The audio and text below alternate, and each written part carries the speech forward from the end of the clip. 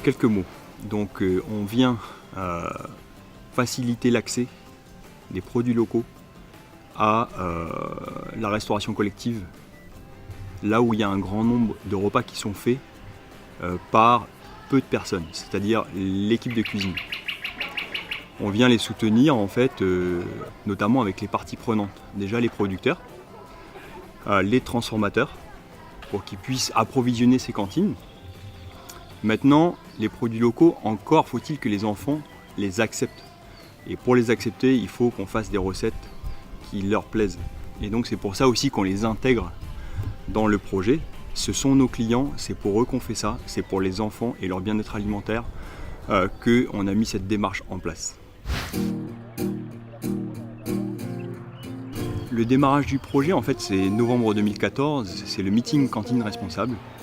Et là, justement, autour d'une dizaine de chefs de cantine, je rappelle simplement qu'il y a 60 000 repas qui sont servis chaque jour dans les cantines. En Calédonie, c'est 22% de la population, les générations de demain. Donc autour de ces 10 chefs, on a convié l'hygiène, les nutritionnistes, des producteurs, des transformateurs, bien sûr les élèves, avec, on va dire, leurs encadrants.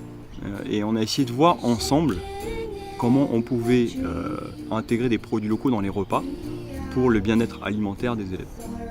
Et en fait, le dispositif est né comme ça. Alors nous sommes installés sur l'exploitation agricole depuis 2009. On a de la production essentiellement hors sol et aussi un peu de plein champ. Nos productions sont les suivantes: la salade toute l'année, de la tomate, de la courgette, du concombre. Et en saison fraîche, nous produisons la fraise. Nous avons nos lignes de concombre télégraphe qu'on a plantées spécifiquement pour notre partenariat avec la cantine de la foi. Le concombre télégraphe offre de la facilité de travail pour la transformation, c'est-à-dire qu'en fait c'est un produit qui ne nécessite pas d'être épluché, d'être égrené. Donc il est juste besoin d'être nettoyé et d'être slicé, donc découpé, et il est prêt à être servi avec une vinaigrette. Donc on s'est adapté nous aussi aux besoins donc du cuisinier. On pourrait faire du concombre vert classique, mais ça nécessite de l'éplucher, donc de l'égrener, etc. C'est de la manutention, c'est du travail, donc c'est augmenter aussi le prix de revient du repas en cantine. Je suis agriculteur, je ne suis pas cuisinier. Pour autant, être agriculteur, c'est aussi être chef d'entreprise. Être chef d'entreprise, c'est s'adapter aux besoins de son client et du consommateur. Donc nous, aujourd'hui, on s'adapte à ça. Et ce qui est intéressant quand même peut-être, c'est qu'on vous fasse remonter nos besoins.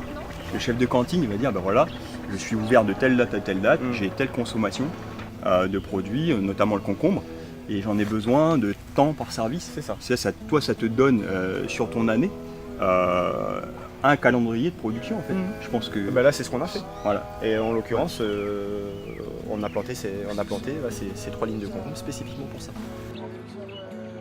Pourquoi en fait j'ai lancé ça? C'est que en période scolaire, le prix de certains légumes il diminue. En fait, la cantine, par son volume, a une influence sur le marché. Donc si elle a une influence sur le marché, je me suis dit qu'il y avait peut-être une possibilité qu'elle influence le marché de façon positive et donc de façon bénéfique. Pour faire ces repas, il faut des recettes et il faut des chefs pour les travailler.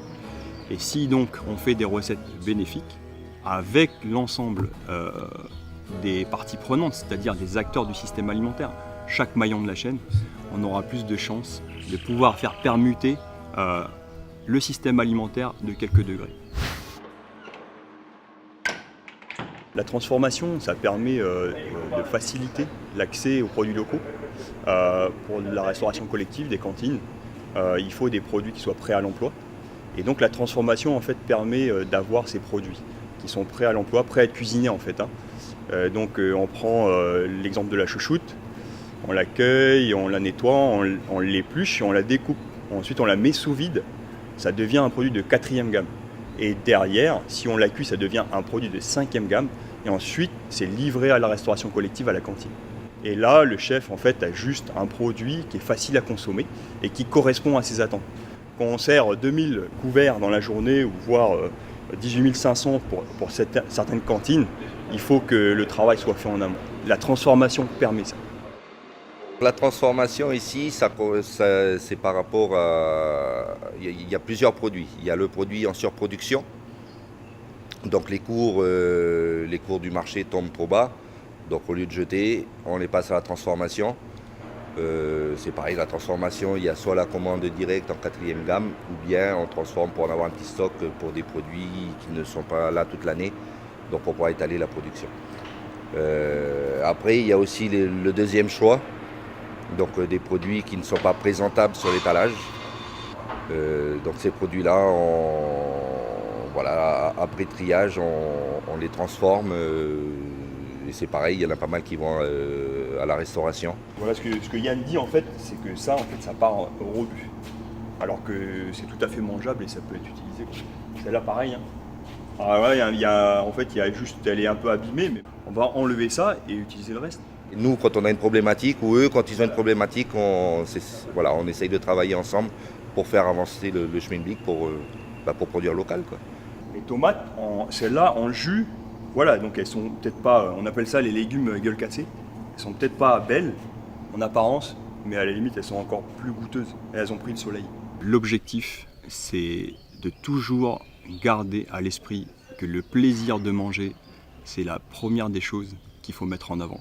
La notion de goût vient apporter ce plaisir. Si on travaille sur le goût avec des produits de qualité et des produits locaux, derrière, on aura toutes les chances de réussir notre recette.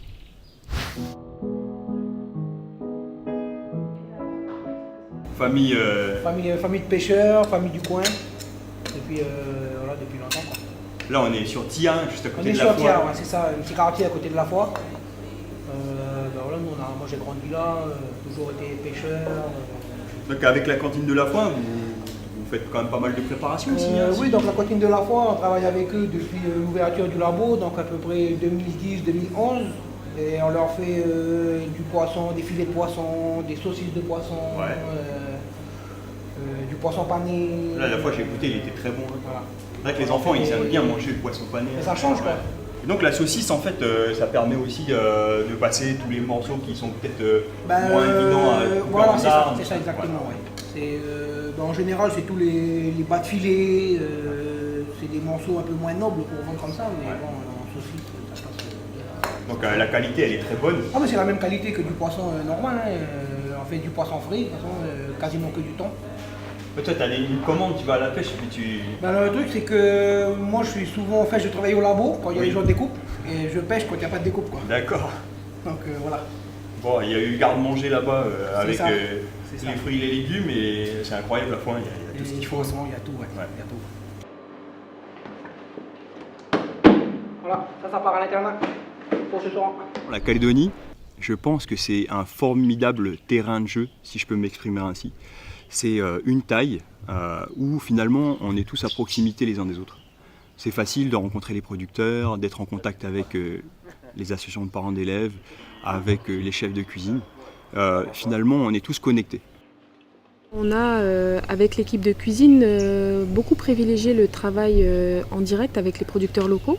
Parce que bon, déjà c'est plus facile, on est dans un petit village, donc on se connaît tous, hein, que ce soit les consommateurs et les producteurs. C'est une taille, on va dire, qui permet d'une part d'expérimenter l'innovation. Il faut commencer quelque part, on a un projet innovant, on commence par un petit pas pour en faire un grand derrière. Et la Calédonie, ce qui est super, c'est que c'est facilitant. En fait, c'est facilitant pour démarrer un projet innovant. Tu veux faire les entrées ? Oui. Donc on sait que c'est une formule qui fonctionne et qui plaît, donc on va continuer sur cette voie-là et toujours dans l'échange aussi avec les professionnels du milieu. Les joues de mangue, tu m'as livré hier. Je voulais les joues de mangue. Après, bien sûr, les herbes. Ça va, c'est bien. Je vais t'expliquer aux élèves ce qu'on va faire cet après-midi, parce qu'on n'a pas voulu trop leur donner d'infos pour pas être à côté de la plaque. Il y a la moitié du travail qui est fait là. Alors, on est bien organisé, on va pas partir dans tous les sens. Fais l'entrée. Vous savez, la cantine, c'est un petit budget pour faire une entrée, un plat, un dessert. On s'en rend pas compte, mais si demain il n'y avait pas de cantine en Calédonie, je pense que ça poserait des gros problèmes aux parents qui travaillent. Et donc, je pense qu'il faut plus la voir comme une solution. Donc là maintenant nous avons les ananas en 4e gamme avec les mangues, d'accord? Donc c'était des produits qui étaient congelés, puisqu'il y a des saisons où il y a des mangues et des saisons où il n'y en a pas. Celui-là, tu le ranges, voilà, tu vois, comme ça tu l'auras tout le temps. Oui. Parce que si tu le ranges pas, un jour il va partir sous le couteau. Voilà, super.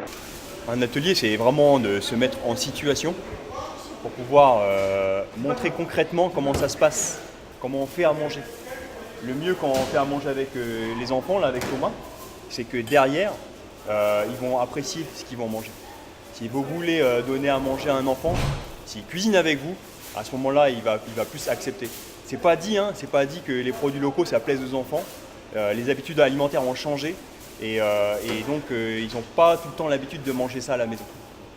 Honnêtement, en tant que cuisinier, c'est ma passion, c'est une vocation pour moi. J'en ai marre d'entendre parler de la cuisine comme un problème, enfin en tout cas la nourriture. Moi je pense que c'est une solution. La cantine, un grand nombre de repas qui sont servis, peut servir en tout cas de point d'entrée dans ce système alimentaire.